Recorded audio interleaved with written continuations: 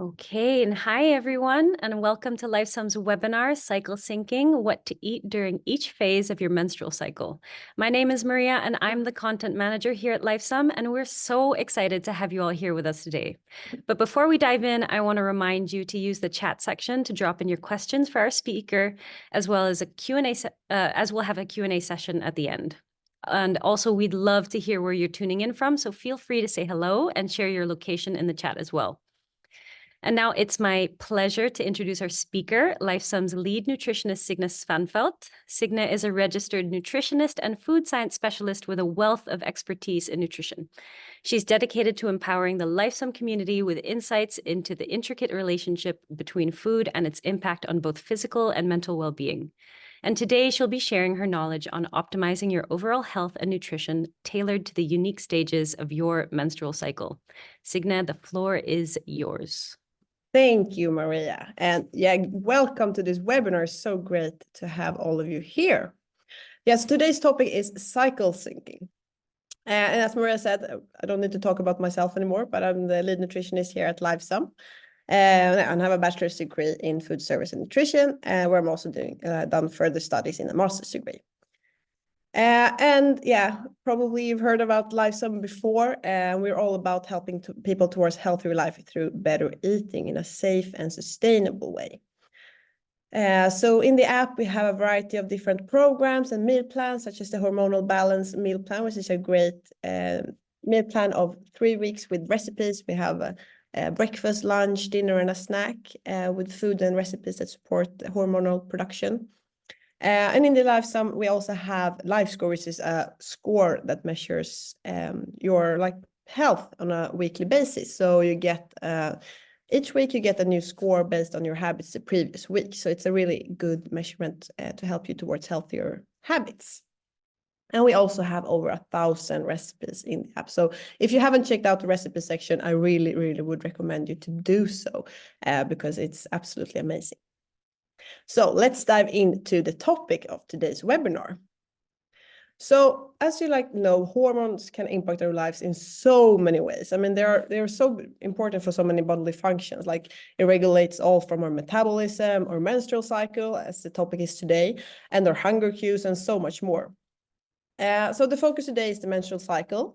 And what we need to have in mind here, like every women's cycle is individual, but I will talk about kind of an average cycle, an average length, and so on. So don't be so completely shocked or something if your cycle varies a bit, because it's completely normal to have a bit of variation there as well.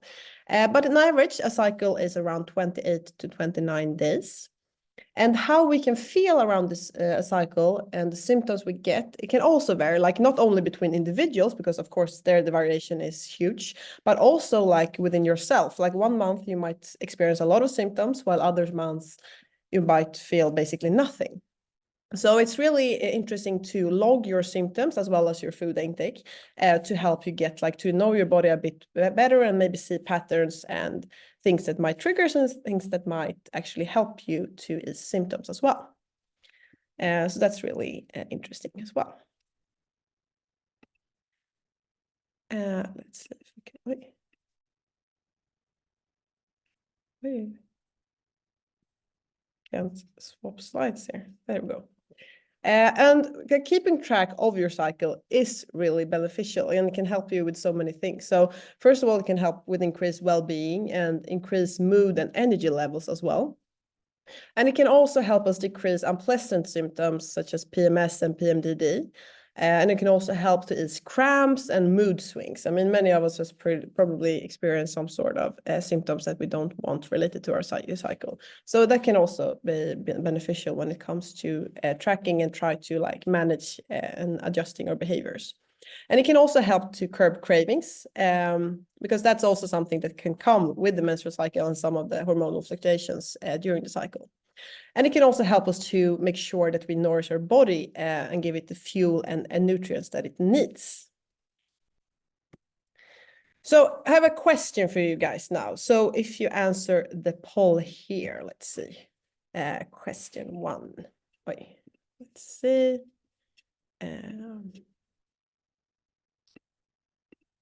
if you answered this poll now. Do you like have any eating habits that change during your menstrual cycle? Oh, let's see. I'm gonna give you some more minutes here to answer. Yeah, it's a bit of variation here. I'm gonna share the result with you quickly. I'm just gonna let everyone answer. Okay, that's 84% of you answered. So I mean, most of you actually change your eating behaviors, and some of you also do it sometimes, and that's like completely normal because it's so many hormones that change here, and of course our behavior and habits might change.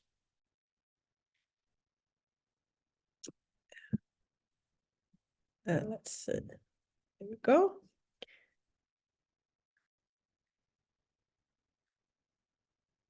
And so how does the hormones shift during the cycle? So the hormones that actually is involved here in the menstrual cycle include LH, which is the luteinizing hormone, and I will say LH in the future because it's such a long name. And then we have FSH, which is the follicle stimulating hormone, estrogen, and progesterone.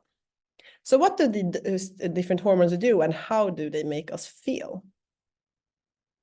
So we start off in the menstrual phase. So it starts on the first day of your period. And during the period, you might experience some symptoms, including like discomfort in the gastric tract. We can get some cramps, we can get some increased cravings, increased overall hunger as well. Some might experience headache as well, nausea, bloating, and also mood swings. So there can be a lot of different symptoms here during this phase. And the length of a period actually varies quite a lot as well. So it's completely normal to have a bleeding for like 3 days or up to 5 days. Some have it up to 7 days. And the amount as well also varies between individual. So, I mean, do you ever get any menstrual symptoms, and what's the worst one? Let's see if I can start this poll again. There we go. Signe, we have a few questions in the Q&A, and it seems that people can see your presentation notes.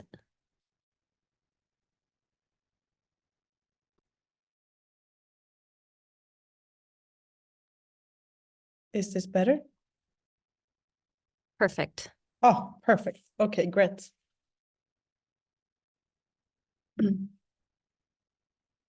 Sorry, that was not a pretty view to see.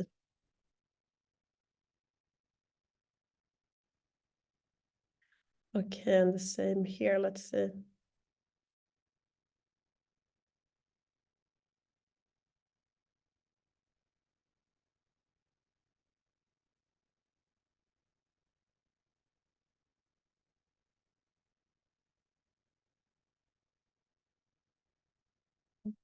Let's see.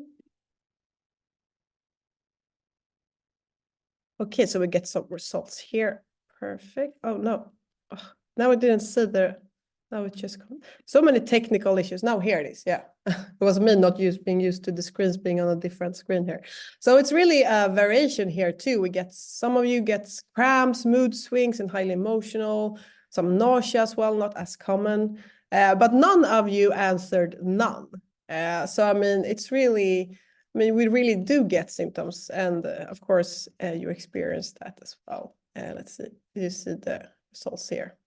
So it's really a variation here as well.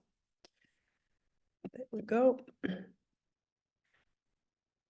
So, I mean, during the menstruation, there are some nutrients that are of extra importance. And I mean, when I talk about this now in different phases of the menstrual cycle, what we need to have in mind, like it's all about like the whole picture and everything, but these are just like a few nutrients that are of extra importance during this phase. So first of all, iron, which is really vital to replenish the loss because we lose a lot of iron when bleeding. And iron is found in a variety of foods like poultry, tofu, meats, leafy greens, legumes. What we need to have in mind, though, is like some iron are easier to digest, not to absorb. than others. So the hem iron from animal sources like the poultry and the meat, those are easier for the body to absorb. So if you eat, for instance, a plant-based diet, it's really important to pair the iron with some vitamin C to enhance the absorption of it.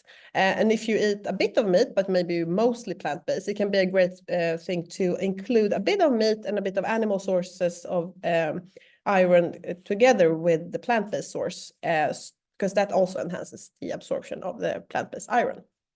And then it's also really important with fiber, because that can help with digestive health and stabilizing blood sugar. But what we need to have in mind here too is that, like, if you experience, the gastric issues during menstruation, and you get some stomach problems there, it can be really important to think about the amount of fiber you're adding to the diet and how used you are to fiber. Because if you're a bit unused to eating a lot of fiber and start adding a lot of fiber during menstruation, you will experience probably some discomfort in the stomach too, because it's like it takes more for the stomach to digest the fiber as well. But it is really good for our gut to get some fiber in. But if you are starting to increase fiber intake, you need to also increase your fluid intake in order to help support digestion. Otherwise, we can shock our stomachs a bit, and we don't want that. And then magnesium can also help some to eat a bit of cramps. It's really important for our muscle health. And magnesium is found in seeds, nuts, whole grains, and leafy greens. And then we also have some things that we should aim at eating a bit less of, and that includes excess amounts of caffeine, because that can also worsen the symptoms. Alcohol is also something we should aim at eating or drinking a bit less of, always, of course. And then refined sugar as well, because that can also increase unpleasant symptoms. And then also try to, like, during this period when we can experience a bit of, like, stomach issues, feel a bit of discomfort and cramps, it's really important to think about to try to eat less of foods that that upset your stomach. Because if you already have like an upset stomach and you feel like bloated and have a bit of pain, like don't cause too much stress on your stomach. So try to think about that and being a bit mindful with that as well. So the menstrual phase is like the first part of this, but this whole first half of the menstrual cycle is called the follicular phase. So it's from the first day of your period until ovulation. So it's usually lasts for around 14 days. And in this period, the FSH hormone has activated a follicle in the ovaries to start to grow. And within this, it has the egg is in there in this follicle. And it's one of these follicles that actually reach a mature state and starts to, it's dominated. So it starts to grow. And from that follicle, the FHL hormone and LH hormone stimulates the release of estrogen. And that's the peak here in red that we see. So when the estrogens peaks, we tend to feel like, super energized and productive, and we feel like we can take on the world kind of. And that might be due to the high estrogen peak we have there. So this period is typically, the one that we feel like we can do everything, basically. So this is a really, really nice period for most people. But as I said before, it can be really individual as well. But so during this period where we prepare to release the egg in the ovaries, it's a great period for us to focus on eating extra nutritious food. And this is also kind of a phase in the cycle where we tend to eat a bit less compared to the other half. So that's why it's super important that we make sure to eat nutritious food of the food we eat, so we get all of the nutrients we want there. And when we feel like extra productive and feel more energized, it's also a great period to focus on eating more nutritious food and maybe try like a new healthy recipe, or try different food items that we haven't tried before that are super nutritious. So it's a good period to start to experiment a bit as well. So when we feel like we have the energy to do so. So the different nutrients that are extra important here is zinc, which is important for reproductive hormones and also for our immune system. It's also important with B12, which is vital for DNA synthesis. It's also very important for our mood and nerve function as well. And B12 is found in mainly animal sources like poultry, lean meats, eggs, and dairy. So if you're eating a strict plant-based diet, it can be important that you supplement with B12 as well. And then we have vitamin D, which is important for bone health and our immune system as well. And also we get it from the sun. So now when the summer is up here, we start to get some vitamin D from the sun in our skin as well, which is great. And otherwise it's found in salmon and cod, eggs. So we get it from some food as well, but the sun is actually the main source. And then we also have folate, which is a crucial nutrient for cell division and DNA synthesis. So, and this is a vitamin that's particularly important if you would like to become pregnant at some stage. So for women who wants to become pregnant, it's actually recommended to take supplements with folic acid, which is the synthetic form of folate, from like a few months prior to getting pregnant. So the storage is filled, and also continue to do so in the beginning of the pregnancy as well. And then again, fiber is vital as well for the gut health and to stabilize our blood sugar levels. And it's found in like whole wheat products, vegetables, and seeds. And then we also have omega-3, which is important and helps us to reduce inflammation. It also supports hormonal health. And it's found in fatty fish, walnuts, and chia seeds.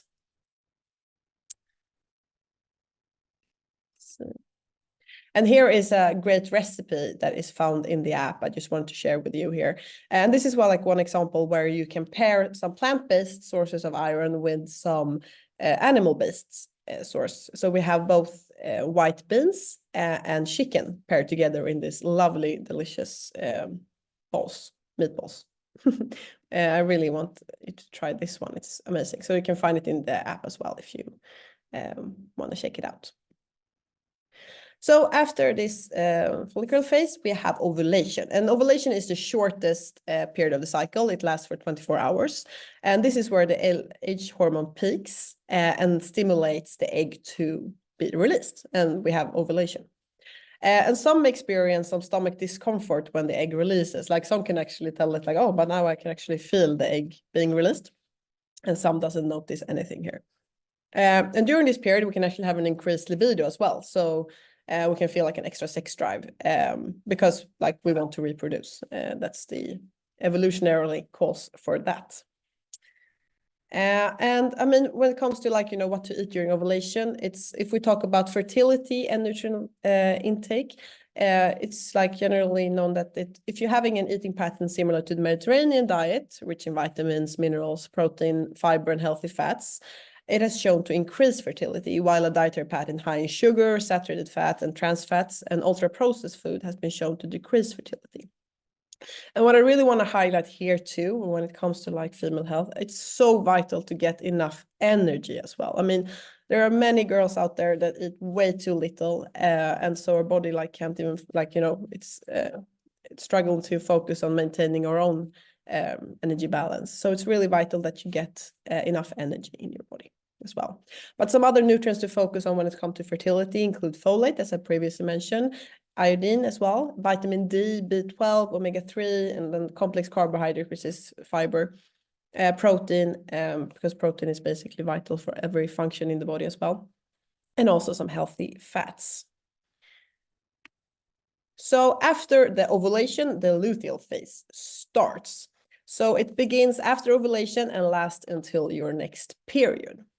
And during this period, it's a bit tricky. I mean, we can feel a lot of things here. So we can have first of all, we have increased energy requirements during this phase. We can experience increased hunger, extreme increased cravings, and different PMS and PMDD symptoms as well. So all from the mood swings, we can have headaches, we can have pain in our guts, we can have it's so many things that we can experience during this phase. So I'm going to try to share a new question here. I'm not so technical today, I realize. Let's see. Oh, this is difficult. There we go. Question 3. There. So which of these PMS or PMDD symptoms do you experience? Oh, it's a bit of variety here as well.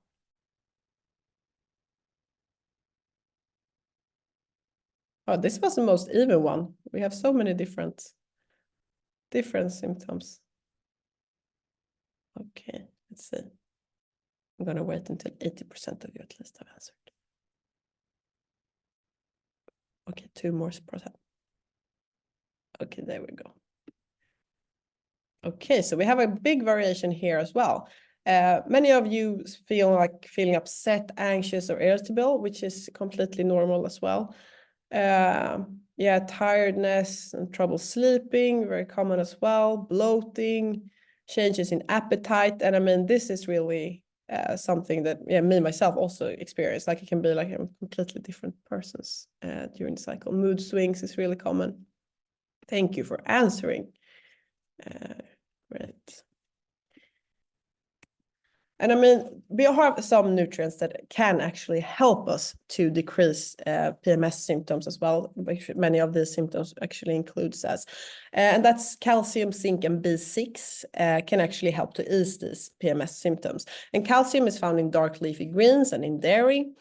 Zinc is found in poultry, nuts, and seeds, and we have B6 from poultry, whole grains, dairy, and legumes and eggs. And I really want to highlight too, like if you have severe symptoms here, it can be really good to contact your healthcare provider or doctor so you get help and maybe treatment if necessary.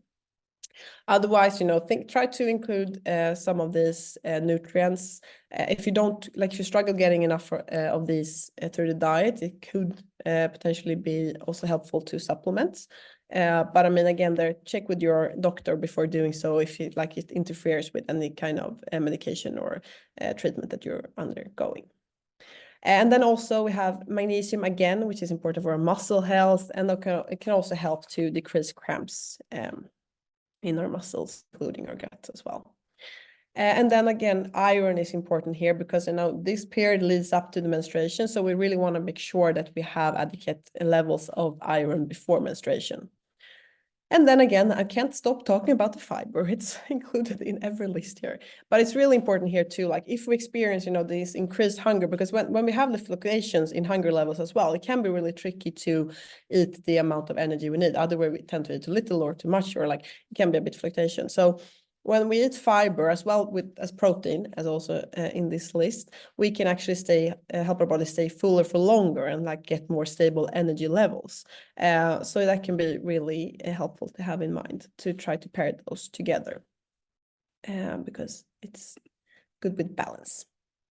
And when it comes to PMS and PMDD, it's some things that we can do in order to help our body to ease those symptoms as well. So first of all, try to eat regular and balanced meals throughout the day. And I mean, because this leads to us having more stable energy levels. We feel more balanced. We might actually reduce those mood swings a bit, even if it's not reduced completely, but that can help us a bit along the way. Reducing caffeine intake is also something that really can help. So try to even if it's completely safe to consume, up to 400 milligrams of caffeine per day. But during certain periods, I mean, if you experience some of these symptoms, you can actually try to lower the intake a bit and choose caffeine-free beverages like herbal teas or caffeine-free coffee even to reduce, because that can actually really help to reduce different PMS symptoms. And also reducing sugar intake, because we get those spikes and then we get those crashes, and that can actually just make the mood swings and everything even worse. And again, with alcohol, try to limit alcohol or even avoid it completely during this phase as well, because that can also really help to improve our mood and overall well-being here. So especially if you feel you have this PMDD, which is more like the mental states symptoms, it can be really helpful to limit alcohol. And then, of course, include some regular physical activity. I mean, that even though when you're in a really bad mood or feeling a bit moody, or having a headache, it can be really good. It doesn't need to be a heavy, sweaty gym session, but it can be enough with take a brisk walk or just do some stretching or some yoga, or go to a really easy Pilates class or something. But just do something that gets our body moving, because that can really help us feel much better and ease the symptoms. And then when it comes to cravings as well, there are some things that we really can do to help to curb those as well. So again, eat regular balanced meals, because if we eat enough during the day, we tend to have like less cravings in the night. So some people, you know, that it's way too little for breakfast, have just a salad and maybe like a little piece of chicken for lunch and nothing in the afternoon, and then they come home starving, and then they eat everything they say and just crave, you know, chocolate and cakes and ice cream because they didn't have enough nutrients during the day and enough energy during the day. So make sure to eat regular balanced meal throughout the day with enough energy, enough protein, enough fat, with carbs like fiber, everything in the meals. And I mean, fill your plates with fiber and protein and healthy fats. That's so we can get like a balance on the plate as well. And it's also really vital to stay hydrated, because if some people, when we feel the feeling of thirst, we mix it up with the feeling of like desire to eat something. So make sure to stay properly hydrated. Always like have a water glass next to you, or in a water bottle when out walking. So you're always prepared to refill your hydration. And then it can also really help to eat slowly, you know, focus on the meal while eating. So instead of just, you know, watching a TV show, eating at the same time, and then we don't like really notice when we're full and not. So sit down, eat slowly, and chew the food properly. So that's really an important thing as well. And if you have some craving and you're craving something sweet, but you still want something a bit more nutritious, I would really, really recommend this delicious recipe as well. This is so nice with some oats, some dates, cacao, some almond butter. So we get some healthy fat there as well. We get some fiber from the oats. And then we sprinkle some like berry powder. And if you can't find berry powder, you can just do like coconut or whatever you have at home as well, or cinnamon or licorice powder or something. But these ones are amazing. I mean, you should make sure to do a batch and always have in your fridge so you have something available when you crave something. Yeah, and this is just an overview of like some nutrients that are really important for us women. But I really also, again, want to highlight that it's like the really most important thing is that we have an overall balanced and varied diet and enough energy, because that's really, really vital for a body. If we don't get enough energy, like the body won't have time to focus on other things than just like maintaining life in the body, basically. So make sure to get enough energy. And if you're unsure how much energy you need, like use Lifesum and we will calculate that for you. Yeah, so thank you so much. And let's dive into some questions now. And I see that you're written in the Q&A section here. I have a few questions here, Signe. I've been going through them, so I'm gonna help you out a bit with them. Oh, there's a great question here. Someone asked, I have a question relating to birth control. I've been taking it for 13 years now, always 21 days and 7 days not to allow my period. What effect does this have on the cycle, as I have all the typical PMS symptoms and bloating as if they were natural periods? Yeah, that's really interesting. I mean, with birth control, we get so many different symptoms. Some doesn't notice anything, while others experience a lot of different symptoms when it comes to that. But when you take birth control, like the wanted effects from that is that you shouldn't have ovulation, because you're taking them not to get pregnant, right? So like you don't have like a real cycle, but the body still, like some bodies maybe still want to try to have the cycle, but then just blocks out the ovulation parts. And then because then you never get that mature egg that releases, and you don't get like, you know, that all of fluctuations. But we can still, of course, experience fluctuations in hormones. And it would be so interesting to, like, you know, try to write down the symptoms and when you're feeling them and how you experience them. Because I mean, you have your own type of cycle. It might not be the typical cycle that you have without birth control, of course. But then again, like if you taking birth control or, you know, any other medication, it's good to talk to your midwife or like doctor to make sure that you're not experience anything that you shouldn't have to experience. Amazing. So we have another interesting question here. Is it important to take extra iron? Can you give an example of plant-based food high in iron? That's such a good question. Yes, that's a really good, important question as well. I mean, it also really depends here if you need to take extra iron or if you get enough through the diet that you're having. But I mean, some women that bleeds a lot might actually need to take iron in supplements as well. But what I also need to highlight here, like it's especially those on a plant-based diet. Because if you're eating meat every now and then, you might get enough iron in, and you can also like, you know, enhance the absorption. But if you eat completely plant-based, you can really be struggling for the body to get enough and also to absorb everything you get from the plant-based. But I mean, some plant-based sources that have excellent sources of iron is tofu. There's also iron in grains, although there's also phytic, this is a word I never can pronounce. What is it called? Physic acid. Yeah, in grains that inhibit the absorption. But if you do sourdough bread, that acid has actually been fermented, so that we can absorb the iron from sourdough bread better than other type of yeast bread. But yeah, so I would say beans, lentils, tofu is good sources. But if you're having a strict plant-based diet, you might need to supplement iron as well. Yes. Super interesting. Now we have another question here. Do you recommend fasting or avoiding at any point of your cycle? I mean, I would say it really depends. I mean, fasting can be great for some people, and some people feel great when doing so. They get like feel more energized, feel more productive, feel like, you know, that they eat more mindfully when eating later, while other can't fast at all. It doesn't work for them whatsoever. So I would say like it's really up to you and your habits and your daily life, where it works for you or not. Super interesting. Now, the next question is, can you explain a bit more about lowering caffeine intake to feel better during PMS? Yes. So, I mean, caffeine can actually feel like, for some, I mean, caffeine can work completely fine. But if you experience like a lot of nausea, like anxiety, you know, you get a bit, you know, feeling a bit worried, caffeine can actually exaggerate those feelings. So if we lower it, we can actually lower those symptoms as well. But I mean, for some, you can drink caffeine as you regularly do. But if you experience a lot of PMS symptoms, I would recommend you to at least try.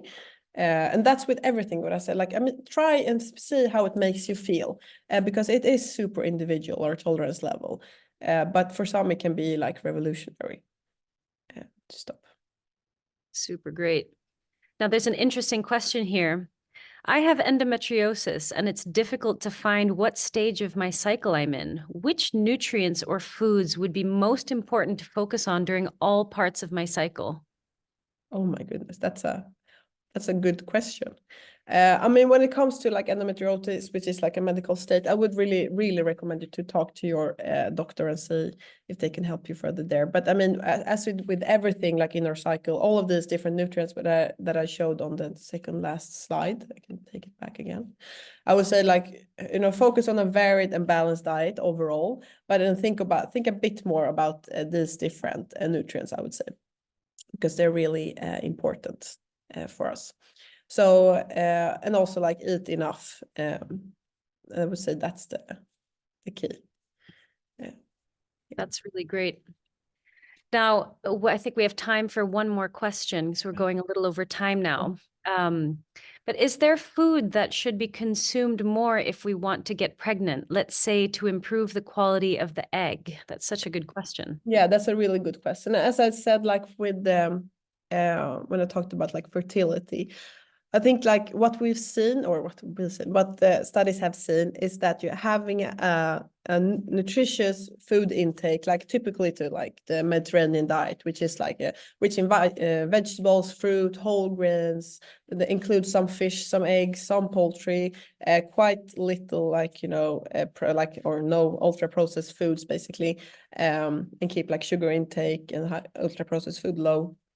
That tend to increase fertility, while a diet rich in ultra processed food and sugar and all of those things actually decrease fertility. So I would say like make sure to have a nutritious and balanced diet. Again, it feels like that's the thing I'm saying the most, but that's really key. And make sure to eat enough.